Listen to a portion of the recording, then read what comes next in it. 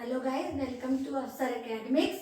आज हम contemporary world politics book का सेकंड चैप्टर डिस्कस करेंगे, द एंड ऑफ बायपोलैरिटी। ठीक है, अभी एंड ऑफ बायपोलैरिटी का क्या मतलब है ये सब डिस्कस करने से पहले हम थोड़ा सा पीछे जाएंगे, थोड़ा सा इसका हिस्ट्री देखेंगे कि यूएसएसआर क्या था, कब बना। क्योंकि जो हिस्ट्री और पॉलिटिकल साइंस है वो इंटर रिलेटेड है, आप उनको अलग नहीं कर सकते।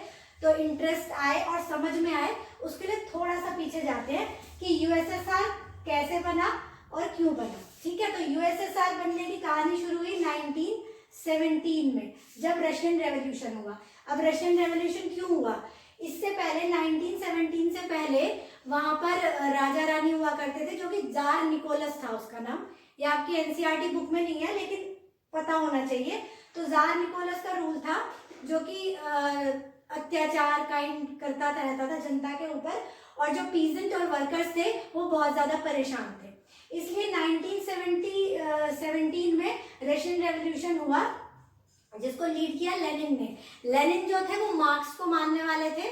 मार्क्स वो फिलोसोफर थे जिन्होंने कम्युनिज्म को दुनिया में शुरू करा था। तो लेनिन उनके भक्त थे, कम्युनिज्म और सोशलिज्म को मानने वाले थे।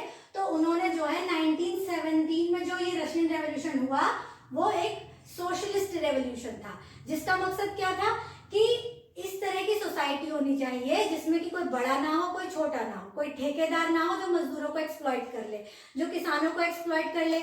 जो भी फायदा हो वो सारा ठेकेदार और कंपनी के मालिक ले जाते हैं, और मजदूर और किसान बिल्कुल वैसे ही बेचारे से रह जाते हैं, उनको कभी कुछ नहीं मिलता। तो इसलिए लेनिन ने जो ये क्रांति की थी, जो ये रेवोल्यूशन किया था, उसके बाद यूएसएसआर बना। ठीक है, उसके बाद दुनिया में यूएसएसआर आया। उसके बाद वहां से जार निकोलस हट गया और वहां पर कम्युनिस्ट पार्टी, जो कम्युनिज्म शुरू हुआ, और एक कम्युनिस्ट पार्टी, उसका रूल जो है वो रशिया यूएसएसआर के ऊपर हो गया। ठीक है, अब ये इसका बेस क्या था? कम्युनिज्म का बेस क्या होता है? बेसिकली उसका बेस होता है एबॉलिश्ड प्राइवेट प्रॉपर्टी, मतलब हर तरह की प्राइवेट प्रॉपर्टी को इन्होंने बैन कर दिया। अच्छा, इसका क्या मतलब होता है? इसका मतलब ये होता है कि अब ना किसी का खेत होगा, ना किसी का मकान होगा, ना किसी की दुकान होगी। जो कुछ भी होगा सब कुछ सरकार का होगा। ठीक है, क्योंकि उनका ये मानना था कि जब प्राइवेट कुछ भी होता है तो जो मालिक होते हैं वो फायदा ले लेते हैं और मजदूर और किसान गरीब रह जाते हैं। तो एक इक्वालिटी लाने के लिए सोशलिज्म या कम्युनिज्म को लाना था, इसके लिए इन्होंने प्राइवेट प्रॉपर्टी को बैन कर दिया। अब क्या हुआ? किस तरह से चलती है इस तरह की कंट्री? सब कुछ स्टेट का हो गया। पॉलिटिकल साइंस में देश को स्टेट कहा जाता है। ठीक है, तो सब कुछ स्टेट का हो गया। स्टेट का हो गया मतलब जैसे मान लीजिए कोई एक खेत है, उसमें सारे किसान काम कर रहे हैं। ठीक है, काम करने के बाद जो भी फायदा होगा, जो भी इनकम होगी, वो सब सरकार की। अब वो सरकार इस हिसाब से उसको बांटेगी जिस हिसाब से लोगों को उसकी जरूरत होगी। लाइक किसी फैमिली में 4 लोग हैं तो उसके हिसाब से उनको दिया जाएगा, किसी फैमिली में 6 लोग हैं उस हिसाब से उनको दिया जाएगा। कहने का मतलब जिसको जितनी जरूरत है उसको उतना दिया जाएगा। ये नहीं कि कोई अमीर बन के बैठ जाएगा, कोई गरीब बन के बैठ जाएगा। तो वो जो एक गैप था अमीर गरीब के बीच में, उसको खत्म करने के लिए यूएसएसआर में ये कम्युनिज्म शुरू किया। ठीक है, और ये मैंने आपको बता दिया कि वन पार्टी सिस्टम था। कम्युनिस्ट पार्टी उनकी मेन पार्टी थी। मेन क्या, वो ही एक पार्टी थी, उसके अलावा ना कोई वहां पार्टी थी, ना बना सकते थे, ना उनकी कोई बुराई कर सकते थे। ठीक है, इकोनॉमी कैसी होती है कम्युनिस्ट कंट्री की, या स्पेशली यूएसएसआर की कैसी थी? Plan and control. ठीक है, प्लान एंड कंट्रोल का क्या मतलब है? कंट्रोल मैंने आपको बता दिया कि हर चीज के ऊपर, देश के सारे एसेट्स के ऊपर और सारी प्रॉपर्टी के ऊपर स्टेट का कंट्रोल होता है। एसेट्स मतलब क्या होता है? जैसे देश के अंदर जो भी खदानें हैं, जो भी ऑयल रिसोर्सेज हैं, जो भी खेत हैं, फैक्ट्रीज हैं, वो सब कुछ सरकार की है। और प्लान्ड का मतलब कि एक प्लानिंग के तहत काम किया जाता है कि देश में हमें इस चीज का विकास करना है, उससे जो फायदा होगा उसको लोगों में ऐसे बांटना है। तो इस तरह से इनकी जो इकोनॉमी थी एक प्लान इकोनॉमी थी। ठीक है, और कंट्रोल्ड बाय द स्टेट थी। अब क्या हुआ कि इस तरह की इकोनॉमी अपना के जो सेकेंड वर्ल्ड वॉर के बाद, मैंने आपको लास्ट चैप्टर में भी बताया था कि यूएसएसआर एक वर्ल्ड पावर बना था। तो इस तरह की इकोनॉमी को अपना के ये लोग वर्ल्ड पावर बने। ठीक है। अब यही लोग वर्ल्ड पावर क्यों बने? अब आप कहोगे कि जीते तो ये बहुत सारे थे, अमेरिका भी जीता था, रशिया भी जीता था, फ्रांस भी जीता था, इंग्लैंड भी जीता था, वो क्यों नहीं बने और यही दोनों क्यों बन गए? तो ये इसलिए बन पाए क्योंकि जो फ्रांस और इंग्लैंड थे वो जर्मनी और इटली के पास थे, तो उनकी लड़ाई तो 1939 से ही शुरू हो गई थी और 45 तक उन्होंने वो सब झेला, जिसकी वजह से उनकी इकोनॉमी बहुत ज्यादा खराब हो गई, तो उन्होंने बहुत नुकसान झेला था। जबकि यूएसएसआर और यूएसए ने उतना नुकसान नहीं झेला था, इसलिए ये लोग सुपर पावर्स बन के उभर गए थे। ठीक है, तो इसलिए तो ये सुपर पावर बना था। इसके अलावा ये यूएसएसआर बना कैसे था, क्या क्या शामिल थे इसमें? तो इसमें एक तो था रशिया जो कि मेन था ही, प्लस 14 अदर कंट्रीज थी। ठीक है, 14 और देशों को मिला के बना था यूएसएसआर। ठीक है, उसमें कौन सी कंट्रीज थी? ये वो ईस्टर्न यूरोपियन कंट्रीज थी। ईस्टर्न यूरोप आपको पहले भी बताया था कि ईस्ट यूरोप को यूएसएसआर ने अपने इन्फ्लुएंस में ले रखा था और वेस्ट यूरोप को यूएसए ने। तो इसमें ईस्टर्न यूरोपियन कंट्रीज थी जो फासिस्ट से प्रॉब्लम में थी। फासिस्ट मतलब नाजीवाद, वो जो हिटलर वाला था, उससे प्रॉब्लम में थी। इन 14 के 14 स्टेट्स ने कम्युनिज्म को अपना लिया। अब कम्युनिज्म को अपना लिया तो ऑब्वियसली इनका यूएसएसआर के साथ अलाय हो गया और इन सबको मिलके बना एक ये यूएसएसआर। ठीक है, जिसको क्या कहा जाता है? सेकेंड वर्ल्ड भी कहा जाता है या सोशलिस्ट ब्लॉक भी कहा जाता है। ठीक है, तो ये बन गया यूएसएसआर। ठीक है, Soviet union became super power after second world war, ये मैंने आपको बता दिया। अब आप कहोगे कि ये इन्होंने इतनी तरक्की कैसे करी? चलो तब तो ये इनको कम नुकसान हुआ इसलिए सुपर पावर बने रहे, पर तरक्की कैसे करी? एक तो इनकी प्लान और कंट्रोल था, सब कुछ सरकार के हाथ में था। दूसरा, सुपर पावर बनने के लिए इनका एक बहुत ही कॉम्प्लेक्स कम्युनिकेशन नेटवर्क था। मतलब यूएसएसआर कोई छोटा मोटा देश नहीं था, इतना बड़ा रशिया था, साथ में 14 और देश थे, आधा यूरोप घेर रखा था, आधा एशिया घेर रखा था, मतलब इतनी बड़ी कंट्री थी। तो इतनी बड़ी कंट्री में कम्युनिकेशन का होना बहुत ज्यादा जरूरी था, वरना कोई भी कभी भी कर देता रिवोल्ट और अलग हो जाता। लेकिन इन्होंने एक कॉम्प्लेक्स कम्युनिकेशन नेटवर्क कर रखा था जिससे कि सब मिलजुल के रह सके, किसी को कोई परेशानी दिक्कत है या कोई रिवोल्ट करने की कोशिश कर रहा है तो उसको दबा दे। दूसरा, एनर्जी रिसोर्सेज, जैसा मैंने आपको बताया कि ये बहुत बड़ी जमीन घेरे हुए थे, तो जब बहुत बड़ी जमीन घेरे हुए थे तो एनर्जी रिसोर्सेज भी इनके पास भर भर के थे। तो कमाता कैसे है कोई देश? अब ये सऊदी अरब या मिडिल ईस्ट के देश जो है वो इतने अमीर क्यों है? ये तेल बेच बेच के इतने अमीर हो रखे हैं बस। तो ऐसे ही यूएसएसआर के पास क्योंकि इतना बड़ा लैंड था तो उतने सारे उनके पास रिसोर्सेज भी थे, आयरन, ऑयल, पेट्रोलियम, बहुत सारा इनके पास रिसोर्सेज थे, जिसकी वजह से इन्होंने इतनी तरक्की करी। ठीक है, इसके अलावा इन्होंने ट्रांसपोर्ट सेक्टर जो था वो अपना बहुत ज्यादा अच्छा कर लिया। ट्रांसपोर्ट सेक्टर अच्छा करना इसलिए जरूरी था क्योंकि फिर वही बात है कि इतना बड़ा देश था, एक जगह से दूसरी जगह पे चीज पहुंचती तभी तो देश का विकास होता। तो ट्रांसपोर्ट सेक्टर बढ़िया करा, कम्युनिकेशन नेटवर्क बढ़िया करा और अपनी एनर्जी रिसोर्सेज को बहुत अच्छी तरह से यूज करके ये लोग सुपर पावर बन पाए। ठीक है, इसके अलावा इन्होंने क्या करा? इनकी एक जो इकोनॉमी थी वो थी domestic consumer industry. Domestic consumer industry क्या होती है? इसका मतलब ये होता है कि ये हर चीज बनाते थे अपने ही देश में। हर चीज अपने देश में बनाने का मतलब एक पिन से लेके एरोप्लेन तक, कार, गाड़ी, मशीन, ये वो हर चीज इनके देश में बनती थी, इन्हें किसी से लेना नहीं पड़ता था। तो ये हर सब कुछ अपने देश में बनाते थे। इसकी वजह से क्या हुआ? अभी इससे क्या हुआ? इससे ये हुआ कि बिल्कुल जीरो अनएम्प्लॉयमेंट था इनके देश में, कोई अनएम्प्लॉयड नहीं था, सबको नौकरी मिली हुई थी, सबको मिनिमम स्टैंडर्ड ऑफ लाइफ मिली हुई थी। मतलब एक मिनिमम स्टैंडर्ड ऑफ लाइफ का मतलब ये होता है कि आपको रोटी, कपड़ा और मकान ऐसा मिले कि आप इज्जत से अपनी जिंदगी बिता सको, वो हर इंसान को मिला था, देश में जितने भी लोग थे। ठीक है, हेल्थ फैसिलिटीज मिली हुई थी, मतलब हॉस्पिटल्स में आपको सब सरकारी हॉस्पिटल थे, जैसे अपने देश में होता है ना, कुछ सरकारी हॉस्पिटल होते हैं, कुछ प्राइवेट हॉस्पिटल होते हैं, कुछ सरकारी स्कूल होते हैं, कुछ प्राइवेट होते हैं। इनके यहाँ ऐसा कुछ नहीं था, इनके यहाँ पे सब कुछ सरकारी था। तो एक मिनिमम जो फैसिलिटीज थी वो सब थी, वो हेल्थ सेक्टर में भी थी, एजुकेशन में भी थी, मतलब स्कूलों में बच्चों को फ्री एजुकेशन दी जाती थी, फुल एम्प्लॉयमेंट मैंने आपको बता दिया।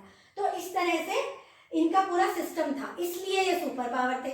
अब आप कहोगे कि भैया इतने बढ़िया थे, कोई प्रॉब्लम ही नहीं थी, जनता भी इतनी खुश, मजे में, सबको सब कुछ मिल रहा था, तो डिसइंटीग्रेट क्यों हो गए? ऐसा क्या हो गया कि भाई एक सुपर पावर टूट गई? तो उसका कारण ये था कि बाहर से देखने पे ऐसा था, जब भी कोई कम्युनिस्ट कंट्री होती है और तो वहां पर क्या था, एक पार्टी का रूल था, तो वो बड़ा छुपा के रखते हैं। कम्युनिस्ट कंट्रीज का ये होता है, वो ना किसी को अपने आने देते और ना अपनी बात को बाहर जाने देते हैं। तो दुनिया के तो इन्होंने ऐसा ऑरा बना रखा था कि भाई इनसे ज्यादा खुशहाल कोई देश है नहीं, लेकिन अंदर ही अंदर प्रॉब्लम्स चल रही थी। ठीक है, प्रॉब्लम क्या थी, एक इंसान को इंसान होने के नाते सबसे ज्यादा रोटी कपड़ा मकान के अलावा और क्या चाहिए होता है, सबको फ्रीडम चाहिए होती है। लेकिन इनके देश में किसी भी तरह की कोई फ्रीडम नहीं थी सिटीजन्स के पास। वो किसी तरह की सरकार की बुराई नहीं कर सकते थे, इवन क्वेश्चन नहीं कर सकते थे, इवन कार्टून में, टेलीविजन पे, कहीं पर भी वो किसी भी तरह से कम्युनिस्ट पार्टी की कोई बुराई नहीं कर सकते थे। तो लोग अंदर ही अंदर एक तरह से घुट रहे थे। ठीक है, इसके अलावा जो ब्यूरोक्रेसी थी इनकी बहुत ज्यादा अथॉरिटेरियन हो गई थी। मतलब ब्यूरोक्रेसी का मतलब होता है सरकारी नौकर। ठीक है, जो सरकारी नौकर थे वो कुछ ज्यादा ही अपनी बात चलाने लग गए थे, क्योंकि कोई उन्हें क्वेश्चन करने वाला था नहीं। तो ब्यूरोक्रेसी ने जनता को परेशान कर रखा था। खूब ज्यादा वो लोग रिश्वत लेते थे और जनता को अच्छी तरह परेशान करते थे। डेमोक्रेसी नाम की कोई चीज नहीं थी। कहने को आप इलेक्शन करा लो, कुछ भी करा लो, लेकिन जब एक ही पार्टी है तो उसी को वोट दोगे, फिर डेमोक्रेसी का मतलब क्या है। तो जनता जब देखती थी कि सारी दुनिया में लोगों को कितनी फ्रीडम मिली हुई है, डेमोक्रेसी है, वोट डाल सकते हैं, तो इन लोगों को भी कहीं ना कहीं बुरा लगता था। फ्रीडम ऑफ स्पीच थी नहीं, मैंने आपको बता ही दिया, कुछ बोल नहीं सकते थे। अनअकाउंटेबल था स्टेट जो था, मतलब सरकार कुछ भी, आप सरकार से क्वेश्चन नहीं कर सकते और ना वो अपने किसी भी काम को करने के बाद आपके लिए वो ठीक है आंसर करेगी। ठीक है, आंसरेबल नहीं थी, उनका जो मन है वो करेगा और आपको वो मानना पड़ेगा। ठीक है, इसके अलावा रशिया वॉज डोमिनेंट। अब क्या मैंने आपको बताया था कि ये 15 स्टेट्स को ओके और एक मैंने आपको बताया था कि यूएसएसआर बना कैसे था। तो 15 स्टेट्स को जोड़ के बना था यूएसएसआर।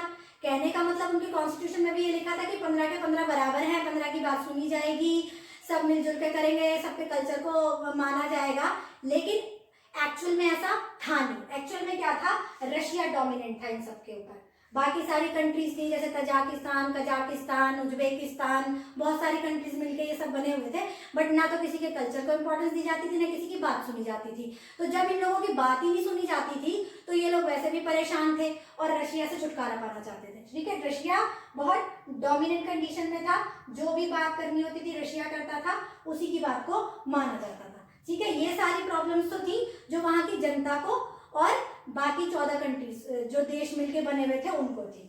इसके अलावा अभी हमने आज देखा था कि इनकी इकोनॉमी कितनी बढ़िया थी, खुद सब कुछ बना लेते थे, रिसोर्सेज थे, ये था वो था, लेकिन इन सब के बाद भी इनकी इकोनॉमी भी डाउन होनी शुरू हो गई थी। वो कैसे होनी शुरू हो गई थी, उसके पीछे कारण ये था, एक तो था आर्म रेस। आर्म रेस हमने लास्ट चैप्टर में जैसे कोल्ड वॉर वाले में पढ़ा था कि ये यूएसए से आर्म रेस में लगे हुए थे। वो 6 बनाए तो ये 10 बनाए हथियार, वो 10 बनाए तो ये 20 बनाए। तो ये जो न्यूक्लियर रेस लग रही थी, इसमें तो कहीं ना कहीं ये यूएसए को टक्कर दे पाए, लेकिन इस टक्कर देने के चक्कर में इनकी इकोनॉमी जो है वो वीक हो गई थी। ठीक है, अब इतना सारा का सारा पैसा तो इन्होंने आर्म्स में लगा दिया था। दूसरा, स्पेस की लड़ाई अलग चलती रहती थी कि ये पहले कुत्ता भेजेंगे, वो आदमी भेजेंगे, फिर ये वो चांद पे भेजेंगे यूएसए वाले, तो ये यूरी गागरिन को पहले सबसे पहले स्पेस में भेज देंगे। स्पेस प्रोग्राम्स में बहुत ज्यादा पैसा लगा, तो इन सब चीजों में इनका बहुत ज्यादा पैसा लग गया, जिसकी वजह से इकोनॉमी जो है वो डाउन होनी शुरू हो गई। इसके अलावा जो इनकी टेक्नोलॉजी थी वो उस तरह से डेवलप नहीं कर रही थी जैसे बाकी वेस्टर्न कंट्रीज की और अमेरिका की कर रही थी। टेक्नोलॉजी इनकी उसी डर्रे पर चल रही थी जो चला आ रहा था। ज्यादा ध्यान इनका आर्म्स पे और स्पेस में इन सब चीजों से लगा हुआ था। तो इनके देश के लोग जब वेस्टर्न कंट्रीज में या कहीं जाते थे, वो देखते थे कि बाकी सब तो इतनी तरक्की कर रहे हैं, हमें इन्होंने बांध के रखा हुआ है, हमारी तो उस तरह से तरक्की हो नहीं रही है। तो इस सब वजह से इकोनॉमी में भी इनकी प्रॉब्लम आ गई। और क्या हुआ, जो सबसे बड़ी प्रॉब्लम यूएसएसआर की हुई वो थी इन्वेजन ऑफ अफगानिस्तान इन 1979। ठीक है, 1979 में यूएसएसआर ने अफगानिस्तान पे आक्रमण कर दिया, घुस गए वहां पर कि भाई इन्हें हरा देंगे। और अफगानिस्तान एक छोटा सा कंट्री है, लेकिन अफगानिस्तान में 10 साल तक ये लड़ाई में लगे रहे, लेकिन अफगानिस्तान को नहीं हरा पाए। उधर से यूएसए लगा हुआ था पीछे से हेल्प करने में। अफगानिस्तान को कोई कैसे हेल्प करेगा, इकोनॉमिकली हेल्प कर रहा था, उनको प्रोवाइड करा रहा था नए नए तरह के हथियार। तो यूएसएसआर की रेड आर्मी कही जाती है, जो कि बड़ा नाम था उसका, तो उसकी वैसे बेइज्जती हो गई देश में कि वैसे तो ये कहते हैं जी हमारी आर्मी सबसे बढ़िया, एक छोटे से देश को तुम हरा नहीं पा रहे। तो जब 10 साल तक आप किसी देश में युद्ध की कंडीशन में रहोगे तो वैसे भी आपकी इकोनॉमी जो है वो नीचे चली जाएगी। इसके साथ देश की जनता और परेशान हो गई थी कि ये बिना मतलब के युद्धों में लगे हुए हैं और हार के और आ रहे हैं, ठीक है। तो इसकी वजह से क्या हो गया, इकोनॉमी ज्यादा ही नीचे चली गई और शॉर्टेज हो गई कंज्यूमर प्रोडक्ट्स की, ठीक है। कंज्यूमर प्रोडक्ट की कमी हो गई, खासकर इवन फूड प्रोडक्ट्स की भी कमी हो गई, खाने की भी कमी हो गई। अब खाने के बिना तो रह नहीं सकते, चलो कम टेक्नोलॉजी के साथ तो गुजारा हो जाएगा। अब खाने की कमी हो गई तो ऑब्वियसली आपको बाहर से मंगाना पड़ेगा। अब बाहर से इतना इम्पोर्ट करोगे तो फिर ज़्यादा पैसा लगेगा, तो वो सारा पैसा इन सब चीज़ों में जाने लग गया था, जिससे सोवियत इकोनॉमी जो है वो 1970s में पूरी तरह से फ्लैटन हो गई, बहुत ज़्यादा नीचे आ गई, जिसकी वजह से यूएसएसआर का डाउनफॉल होना शुरू हो गया। तो ये तो एक इंट्रोडक्शन था कि यूएसएसआर क्या था, कैसे बना, कब बना, कौन सी पार्टी थी वहां पर जो मेन थी, ठीक है। इसके बाद जो और इसके इम्पोर्टेंट टॉपिक्स हैं वो हम अपने नेक्स्ट वीडियोस में करेंगे। आई थिंक आपको ये समझ आ गया होगा, कुछ समझ नहीं आया तो आप क्वेश्चन कर सकते हैं। Thank you very much.